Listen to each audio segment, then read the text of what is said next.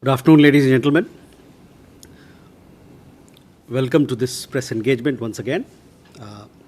I have no announcements to make, so let's open the floor for questions. We go from there. Rishabh? So, good evening, Rishabh from Times Now. So, early this morning, the State Department of United States have made a comment on Citizenship Amendment Act, saying that US is concerned about the implementation of CAA. Any response from MEA? Okay. Siddhant? Sir, connecting question, Siddhant from Vion. We have seen reaction coming from the UN and Pakistan as well. Any reaction to that when it comes to the CAA law? Okay. Uma? Sir, I'm Huma Siddiqui from the Financial Express. I have two questions. One, yesterday the first 2+2 secretary level talks happened between India and Brazil. If you can share details. And number two, there's a lot of violence going on in Haiti, and there are around 40-50 Indians. So, are you planning to get them back? Or? Okay. Ayushi? So this is Ayushi Agrawal from ANI. Can we have some details of the meeting that took place in Israel between our NSA and Israeli PM?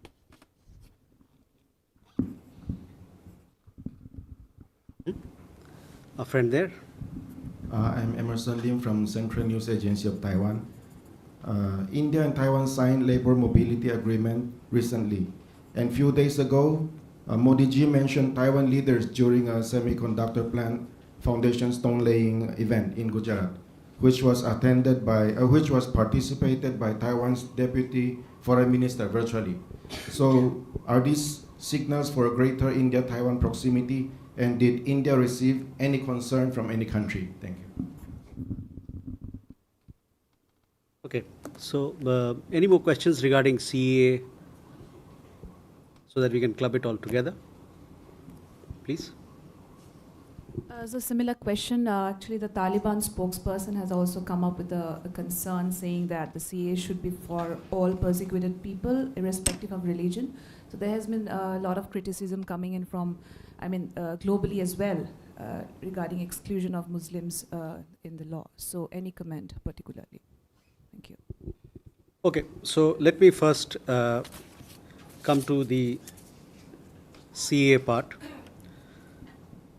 As you are well aware, the Citizenship Amendment Act 2019 is an internal matter of India and is in keeping with India's inclusive traditions and a long-standing commitment to human rights. The Act grants a safe haven to persecuted minorities belonging to Hindu, Sikh, Buddhist, Jain, Parsi and Christian communities from Afghanistan, Pakistan and Bangladesh who have entered India on or before 31st December 2014. The CAA is about giving citizenship, not about taking away citizenship. So this must be underlined. It addresses the issue of statelessness, provides human dignity, and supports human rights. As regards the US State Department's statement on the implementation of CAA, and there have been comments made by several others, we are of the view that it is misplaced, misinformed, and unwarranted. India's constitution guarantees freedom of religion to all its citizens. There are no grounds for any concern or treatment of minorities. Vote bank politics should not determine views about a laudable initiative to help those in distress. Lectures by those who have a limited understanding of India's pluralistic traditions and the region's post-partition history are best not attempted. Partners and well-wishers of India should welcome the intent with which this step has been taken. So that is our point on CAA to the questions that you asked. Kumar, regarding your question on 2+2, this is the first time that we had this dialogue with Brazil involving Foreign Ministry and Defense Ministry. Brazil, as you know, that is a strategic partner for us. This dialogue was held at the level of Additional Secretary, stroke Joint Secretary. We want to strengthen our strategic partnership. We also want to strengthen our defense cooperation. To do more, already there are several things that are happening, including military exercises. There are also ongoing conversations regarding joint production, trade, etc. So the idea of 2+2 dialogue is to give a boost, further boost to India-Brazil strategic partnership. Ayushi, on your question regarding Haiti. We have established a control room here in the Ministry of External Affairs. We have emergency helpline numbers. Our embassy in Santo Domingo in Dominican Republic, which has the accreditation for Haiti, has also established a control room, has also established helplines. There are some 50 to 80 Indian community members there. The embassy is in touch with all of them. We are monitoring the situation. As you know, there is a crisis in Haiti, and if required, we will evacuate. We are ready to evacuate, and if required, we will do that. Our embassy in Santo Domingo is monitoring the situation, and the ministry also is fully monitoring the situation. Ayushi, regarding your question on NSA's visit, there is a context to it. As you are aware, Prime Minister himself is invested and is keen to promote peace and stability in the region. He has been in touch with several Arab leaders in this connection. NSA's visit to Israel, which took place at the onset of the holy month of Ramadan, carries forward these efforts. NSA called on the Israeli Prime Minister. He also met with his Israeli counterpart, and he also met several other senior leaders and discussed developments in Gaza.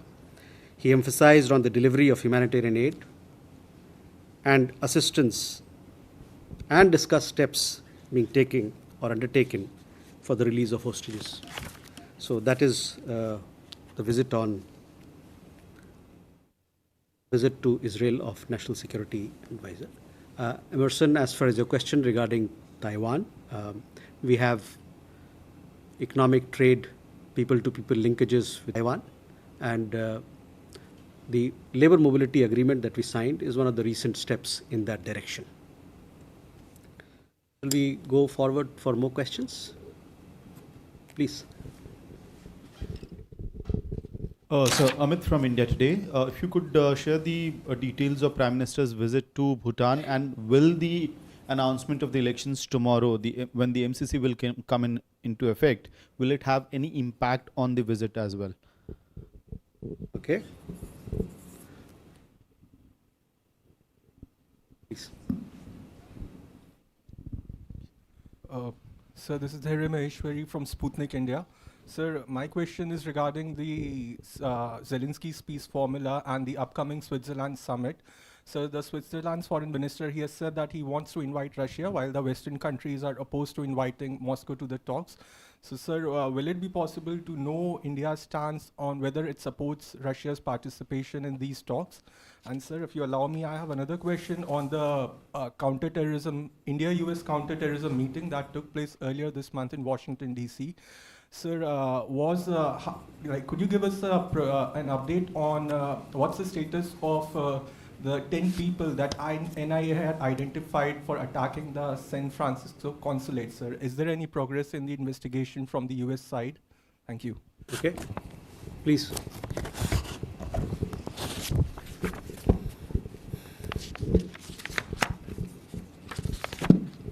So I'm Sandeep Dikshit from the Tribune. This is all related to my Sputnik colleague's question.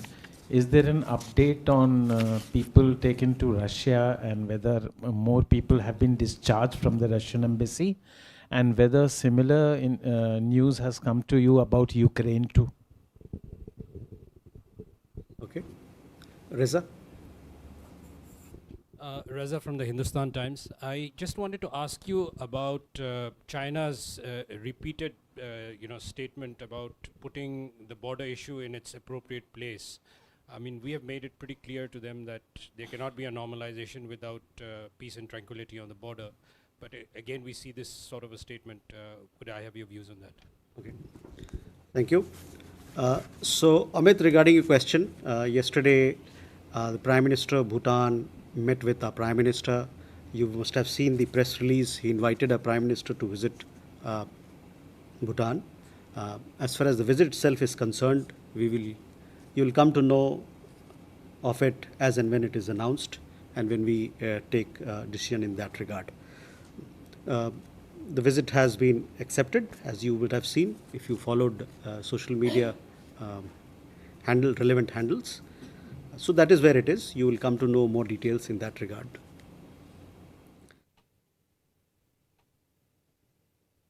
A friend from Sputnik, your question regarding, we have been very consistent in our position on Russia-Ukraine war.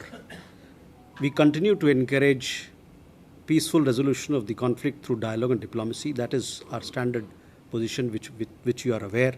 And we remain open to engaging all ways and means that could help achieve this objective. So that is our stand on the question that you asked. Regarding India-CT talks, after these talks were held, they were held at the Joint Secretary level. We had the talks in Washington. We did issue a press release, so I would refer you to that.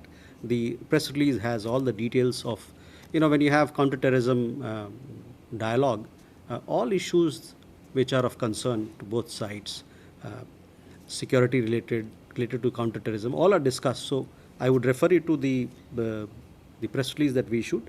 You will get a sense of our discussion, the way it went forward. Sandeep, regarding your question on Russia, you would have seen a statement that we issued, and we have been doing so repeatedly. We are pressing very hard with the Russian authorities for early discharge of our people who are stuck there. Last time we had told you that we are 20 odd people thereabout who've approached us. We also have 2 people who passed away. On that, I have an update. The paperwork of their mortal remains has been done. The funeral agency which we have engaged has been handed over the bodies. We are in touch with the family. We are also in touch with the Russian authorities, and hopefully we will have the mortal remains in India by the end of this week, that is on Sunday or thereabout. So hopefully on 16th or 17th they'll be here and then handed over to the family. So that is the update on Russia. On Riza, on your question regarding China, you would have seen that few days back our External Affairs Minister spoke at a media event where he elaborated on India-China ties. So I would request you to look at his comments. You will understand how we are positioning ourselves, what is our point of view on that, how do we take things forward. So please, that is for you. Do we have more questions there? Please. Hi, I'm Nirmala with the Straits Times. I just wanted to ask clarification on this 20 odd Indians, because the CBI had said 35 Indians. They've identified 35 Indians in Russia. So is there an update on the number of Indians stuck on the front line? See, we will give you a number based on the people who've contacted us for help. So these are people who've contacted us. Several of them have been discharged. Some of them have actually also come back. So that is the figure that we have in mind. Beyond that, we will update you more as when we come to know more about these details. So that is where it is. I thought the CBI, they had issued a press release after the search that they had conducted here, and they had implicated several people, taken documentary evidence, incriminating evidence, and they had launched a search here in several cities. So the case, several people have been arrested, and the case has been opened, and things are going forward. As far as the number is concerned, this is what we told you before, we gave you before, 20 plus people are the ones who contacted us. So that is where we are.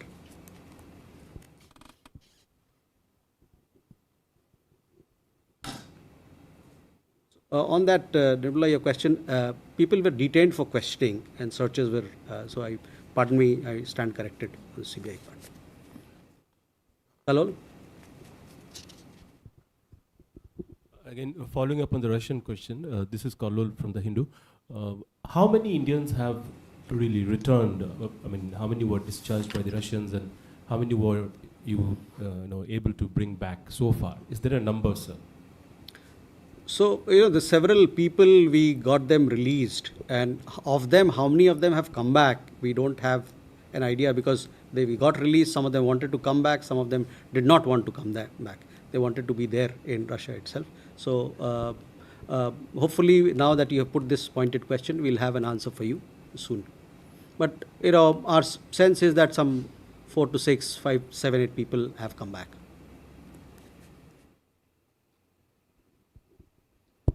Sir Vijayalakshmi हूँ India TV से। कलोल ने हालांकि पूछा क्या हम कोई deadline set करके चल पा रहे हैं कि कब तक हम जो बाकी बचे लोग वहाँ पर हैं उनको भारत वापस ला पाएंगे, और रशिया में पिछली जो प्रेस वार्ता थी आपने काफ़ी बताया था, उसको लेकर के कोई नया अपडेट? विजयलक्ष्मी जी, आपके इस सवाल पर हम लोगों ने कई दफ़ा स्टेटमेंट जारी किए हैं और बताया है कि हम लोग पुरजोर कोशिश कर रहे हैं कि हमारे जो लोग वहाँ फंसे हुए हैं उनको निकाल के यहाँ लाया जाए, और इसके लिए जो रशियन अथॉरिटीज़ है, जो सरकार है, उनकी अलग अलग इकाई है, सबसे हम लोग बात कर रहे हैं।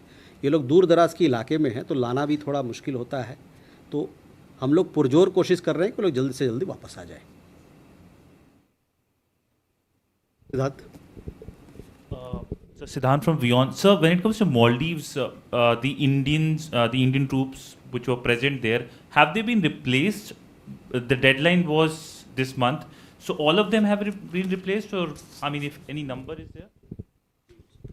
Yeah. Abhishek? Sir, Abhishek from CNN News 18 this side. Recently, we saw some pleading or some requests coming from other people from other nationalities also regarding Indian embassies in Moscow, helping them get evacuated or discharged, or getting back to their homes, especially from people from Nepal. Are we trying to help them, or have they reached out to Indian embassies to help, and what is our position on that? So we've seen some reports in this regard. We haven't been approached formally. So we'll see. At this point in time, as I told you, our focus is to get our people back from Russia, people who are stuck. So we'll take it forward as and when we are approached. Siddhant, regarding your question on Maldives. So there, our understanding is that the first team of personnel who were operating the LH, that has been completed. So the first batch of people, the first team that was to be replaced, that has been completed. And the turnaround has happened.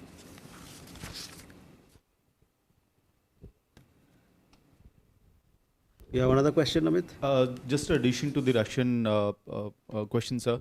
The Belarus foreign minister was in India, and there have been media reports about certain individuals, Indian nationals, claiming that they were detained in Belarus and were handed over to Russia and eventually landed up on the war front. They were seeking help. So was this issue raised with the Belarus? Because their response is that they are unaware of these developments. See, the Belarusian foreign minister was here at our invitation, the invitation of External Affairs Minister. He had several meetings. He met External Affairs Minister, obviously. He also met the Commerce Minister. He met with Fertilizers, Health and Pharmaceutical Minister, Mr. Mansukh Mandavia. Several issues were discussed. On this particular issue that you've raised, I'm not aware whether this was raised, but we are not, I haven't come across what you're saying. There are movement of people continues to happen across the world. So this particular issue, whether it was flagged or not, this specific detail, I don't have, but I can come back to you with more details on that.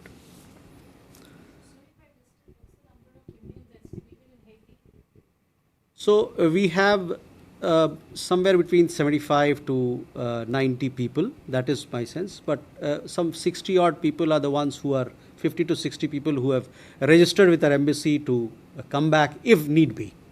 There are also, people who are working in Sisters of Charity, missionaries of charity, nuns. They may or may not. It is there. We have reached out. So 30 odd of them are there. So if the situation arises, we are ready to evacuate everybody. We've established a control room here.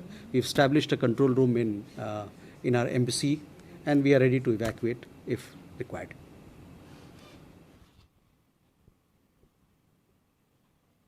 Yeah, Uma, you have another question?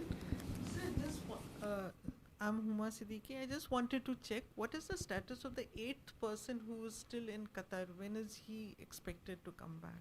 So last time I had answered this question a week before or 2 weeks before, that the gentleman, he has certain requirements to fulfill there. Once those requirements are fulfilled, then he'll return to India. If there are no more questions, then what is going on, and on Myanmar, if you could update us what is going on, because we are seeing the reports of rebels and fightings, and there are a lot of Indians also stuck there. Has MEA updated its advisory, or has people approached MEA that they want to be evacuated, or things are gone? See, on Myanmar, we had issued an advisory for the Rakhine State, where the situation there is very delicate. Security situation has deteriorated. We told all Indian nationals to evacuate themselves, move away from there. And we also told our nationals who are there or otherwise from anywhere else not to travel to that part. The situation in Myanmar remains of cause of concern because of the deterioration in security situation. There is a lot of fighting happening there, and security situation is not conducive. But we call upon all sides. We want peace and stability in the country. We want constructive dialogue in the country, and we want inclusive federal democracy to be established through dialogue and through constructive engagement.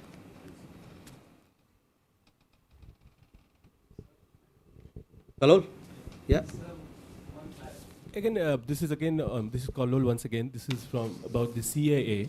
Sir, you have mentioned Afghanistan, Pakistan, and Bangladesh while explaining the context of the CAA.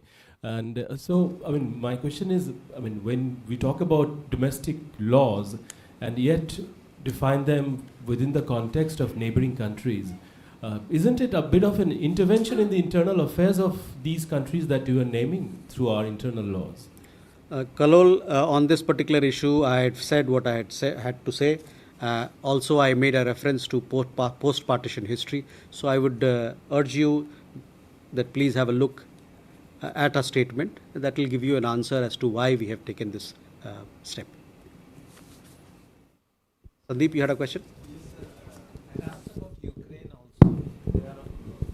About Ukraine also, are you finding out, because they are also short of men in the battlefield? On Ukraine, we have not been contacted. No Indian national has contacted us who's in Ukraine, who's stuck there, who has a problem on this account, on this particular account. So on that is the answer from us. Thank you. Take care.